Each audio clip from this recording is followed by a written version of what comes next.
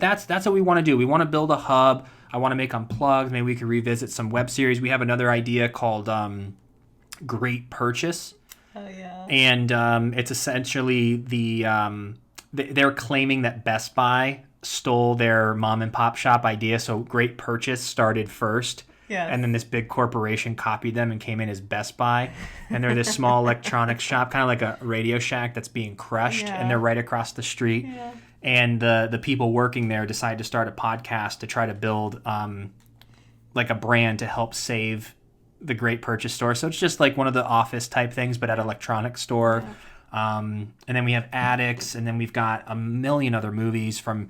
and I like sharing all of these because for somebody to take the idea and actually do it's almost impossible because it's just so hard. So I don't mind sharing them. We have another one called Squatters that me and Nate wrote, where for people who don't know Squatters, it's actually a really serious issue. And we talk to our friends who are real estate agents where people break into houses that are for sale, change the locks, and then you can't get them out because if you're a squatter, the whole property is like 9/10 the law. There's some sort of, I'm probably butchering that, but you cannot get people out of an apartment even if they're squatting. And it's so what they do is a keys for cash program where it is way cheaper to just give the squatters money to get the hell out of the house than to have to prove that they don't live there and to actually get them evicted. So it's this young group of kids who go to these Hollywood mansions that are for sale and they squat there and they get into this huge feud. But the twist of this movie is that there's these masked men that are breaking into this house looking for a mysterious safe, and the squatters are mistaken for the real owners. So they ended up squatting in someone's house who's like a criminal. Yep. And these people, and they think they're the owners. So these squatters that are pretending to be owners then are trapped with these guys. So we've had just movie after movie. We have tons. I want to shoot these. Do you remember the very first script we wrote together? It was a horror film called Customers Only. Yep. I mean, that was 2011? That early? Yeah. I remember we were living in the very first spot with Mio, and we would just go to that computer upstairs and sit and talk and write and just, every day when I got home from work. And that was a group of kids drive to Vegas, and they stop at a beat-down gas station, and the guy doesn't let you use the bathroom unless you're a customer. Yep. And then one of the kids is like, yeah, well, F you, I'm using it.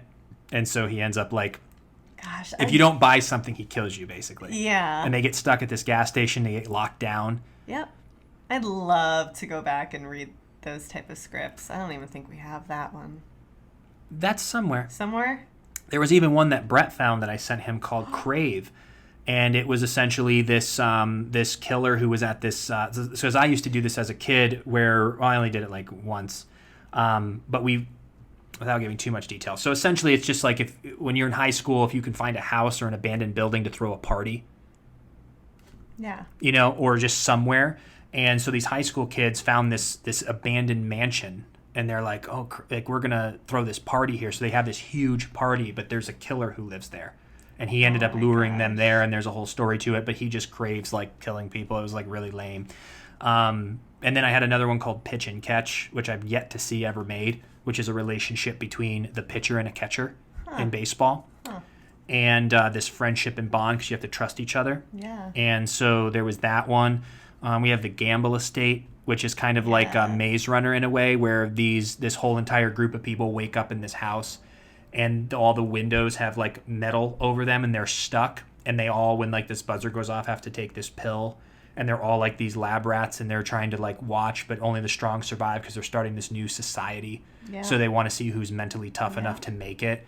But we've written so many, and then the rom-com Confessions of a 20-something City Girl. You'll do that one. Yeah.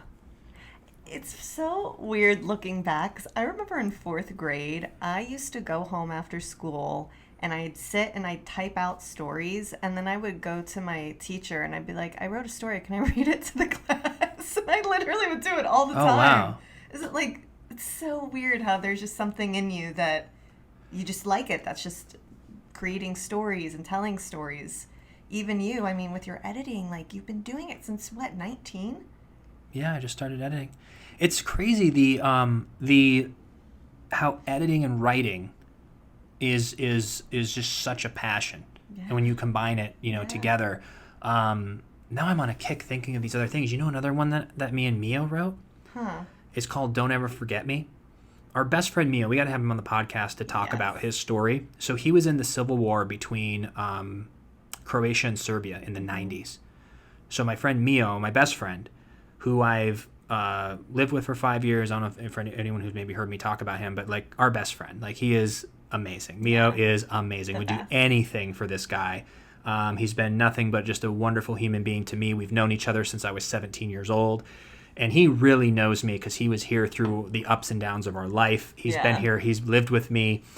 And when he was a teenager, maybe even 12, soldiers came to his house. And he was forced to leave. And he stayed in a refugee camp, which was in a school in Serbia for 3 years with his entire family. And there's 7 of them. They'd sleep in classrooms. Yep. Yeah. And his story is fascinating. I got to have him on. We want to have him on. We've talked about it before, but I also want to make sure he's comfortable. But we made a movie about it where it's essentially this love story between his mom, his mom's character, and this other man, and then him as a young kid. So it's this story about these two 12-year-olds. So you see young love, and then you see this marriage that's not good, and the wife falling in love with another man, but it's so forbidden. But you're watching this older love and this young love simultaneously happen during this place where they're in a refugee camp. Wow. And they end up, I'll spoil it because we haven't made the movie and who cares, like I'll give the ending. But essentially, Don't Ever Forget Me is about don't ever forget where you came from. But when he fell in love with this girl, she got papers to go to Australia and he got papers to go to the US when he was a kid. And before he could tell her goodbye, he rode his bike across the little bridge. He wanted to go see her, and all she left was a photo of them two that they took on a Polaroid, and he flipped it over and says, "Don't ever forget me." And she left to Australia, and he went to the United States, and he hasn't seen her since. But it's about don't ever forget me and the love. And it was based kind of on a true story because there was somebody he was in love with there, and he was young. They were going through this whole stuff, but I'm sure it was a disaster script. I had no idea what I was doing at that kind of caliber of writing. Sure. But if we ever went back to that...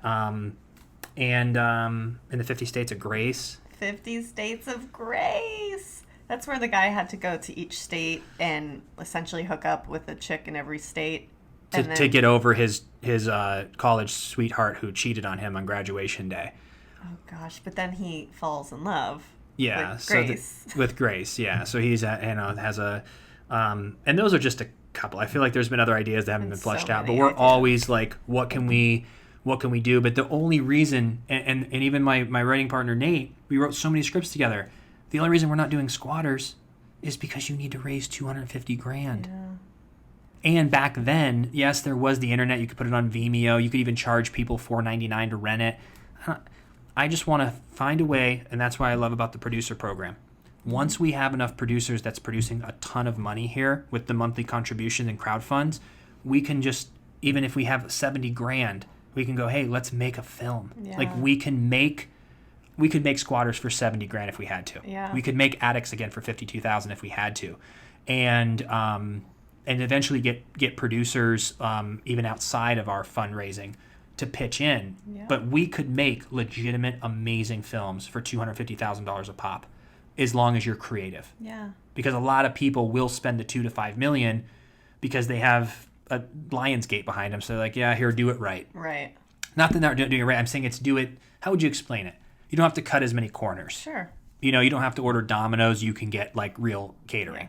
Yes. You can pay people their actual fee. Like, would I do a film for $100 a day? Probably not. Right. Unless it was something I wrote.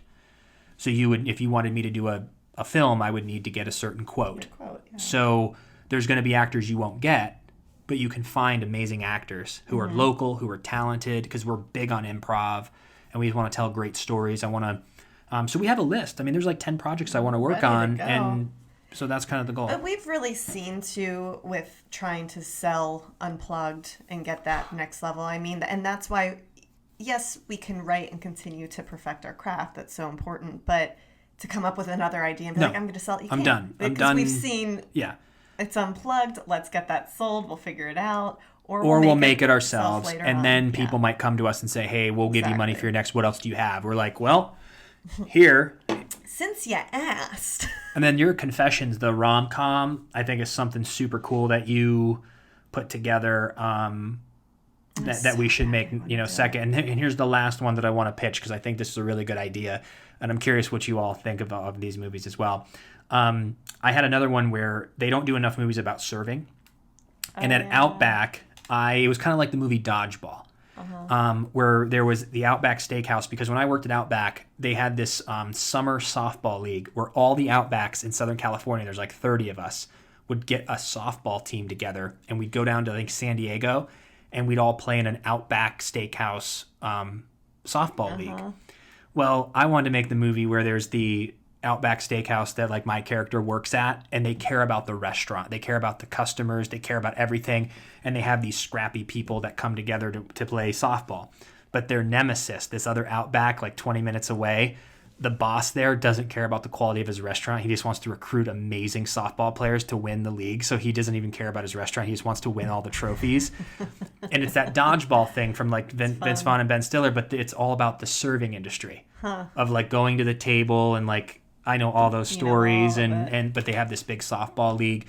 So there's just a lot of ideas that we want to be able to do, and we're getting there. I really feel we're going to be able to do this in the next couple years, and at least start with Unplugged. Yep.